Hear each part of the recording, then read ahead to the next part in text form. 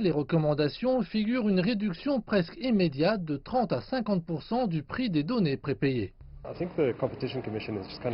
Je pense que la commission de la concurrence intervient en quelque sorte avec une série d'interventions assez radicales, susceptibles de nuire au marché plutôt que de soutenir la concurrence. Je pense donc que cela équivaut à une portée réglementaire excessive. D'autres adoptent un point de vue différent et voient les consommateurs en bénéficier grandement. La plupart des Sud-Africains sont ravis que quelqu'un ait déterminé que les coûts de données étaient trop élevés. Ce n'est pas un problème de réglementation, c'est un problème de concurrence et c'est tout à fait différent. Les consommateurs peuvent être heureux, mais pas les investisseurs et les actionnaires. Le cours des actions chez les opérateurs a immédiatement été touché. Je pense avec certitude que ce n'est pas un problème à court terme. Nous avons également vu certains des plus petits acteurs perdre du terrain hier.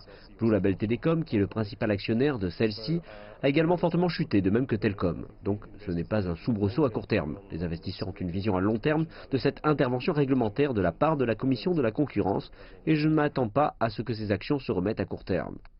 Le manque de concurrence a conduit à un comportement dominant de deux acteurs du marché local.